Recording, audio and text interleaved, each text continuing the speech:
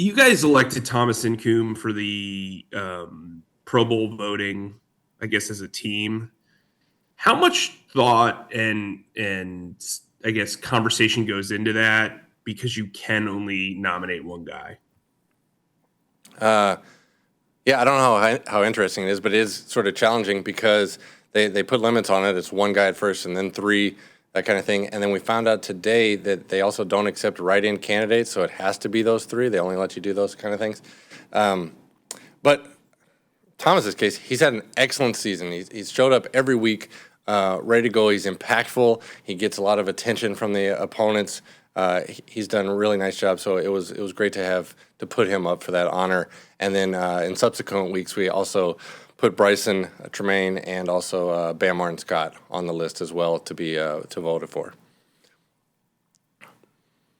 You guys are like Bam's primary role is obviously special teams. I'm just curious, how much has he grown from maybe what you saw in college than throughout this entire year for his role in this defense? Maybe it changed a little bit from college to here, but just the maturity of his game on special teams.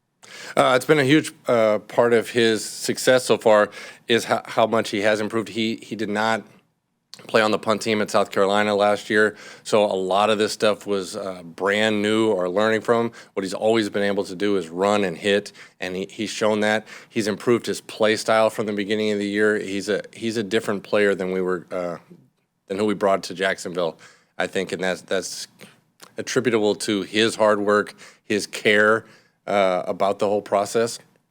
So I've been really happy with his progression throughout the year. Tracy, do kickers also run into the potential of a rookie wall? Sure. Anybody would their first time at any job. You're just getting used to the process of whatever's new. This is longer than any of these college guys have played before, more intense, more time on task, where how long can you go? But also, kicking gets harder for each guy every year throughout the season because the weather changes. It's just harder to do your job. There's a reason that the PGA doesn't show up in December. It's just harder to put a ball in the air. So that's part of it for each guy you ever have. They're not the same person opening day as they are at the end, whether or not there's fatigue for that particular person or not. It's more, to me, more than the games. It's kind of the mental strain of week after week. Can you come back from whatever happened? Just get up for one more of the most important opportunities of your life, and then do it again and again and again. Is there a management of workload that kind of factors in as the season goes along? It's kind of a per guy basis. I've had kickers that have started to take the second day a week off of actually swinging and just kind of go through the steps without a ball. There's some of that. Punters sometimes adjust their workload as the season goes on. But that's really more of a physical health thing as far as how's he feel that week. That could also happen early in the season. I got a little thing going on with my knee or my ankle or whatever, and then you kind of cut the workload back to match however that guy's feeling. Thanks, Karen? Joe. Tracy, you mentioned weather. That's my bat signal. There. What would you describe ideal weather conditions for kicking and punting as? Oh, yeah, put a roof on it. It's one of those things. Same thing you do with a Mustang in the rain. Put the roof up. Those guys prefer a day where it's warmer. Some kickers actually prefer a little bit of a left to right wind, depending on what their swing is. There's some guys that kind of feel that way. But light wind, warm day. If you're kicking to a returner, you'd love the sun to be a factor if you're in charge of having that ball not be caught, that kind of thing. But same as you'd like for the beach. Warm, not too windy.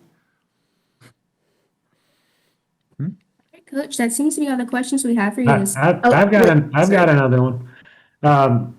Facing a team twice in a 3-week span, and I think I know the answer, but maybe not. Is there anything you kind of hold back this week, or not even necessarily hold back, but kind of go into it knowing like we're going to show them X, Y, and Z, knowing that in week 18 we're going to shift it to TUV? Well, if you could tell me which one of these two games is the important one, we'll do all the good stuff in that one. But the the part that makes me calm about it is anything we leave most games with some stuff that I have to throw away because it didn't happen. When you play a team back to back where their personnel is not going to change very much, your personnel is not going to change very much. Hopefully, in 2 weeks, that you know that you can conserve some of the stuff you didn't use. That shows back up the second time. You don't have to reteach the personnel. It's more eases the mental strain of that kind of stuff, as opposed to hold one back. If I have an idea that I think is good against Tampa, it's happening now, and I hope that lightning strikes again 2 weeks from now. I actually was curious, Tracy, like it feels like we're at what, week 16? I don't think we've asked you about Sam 1 week at this season. Is that just kind of indicative though of the job he's doing? Like you've got, I know you told us at the beginning of the season you love the 30-year-old punters or the 35-year-old punters. Like, can he just handle it? Like, do you even worry about Sam on a day-to-day basis? Yeah, I think that's a good way to put it. He's kind of faded into the background because he does his job so reliably well and consistently over and over again. We haven't asked about him because there hasn't been a Sam disaster punting week or one where he hit the scoreboard somewhere. He's been real smooth. He's a calming factor for the other guys. He cares a lot about his job, and he just goes to work, and he's not making waves in all the best ways for a specialist. So. Have you had a punter hit the scoreboard before? Yeah, pregame. You can hit the scoreboard in Dallas if you try. We had a guy try a lot of times in Detroit. It turns out that is not necessarily possible. Thank you. Of course.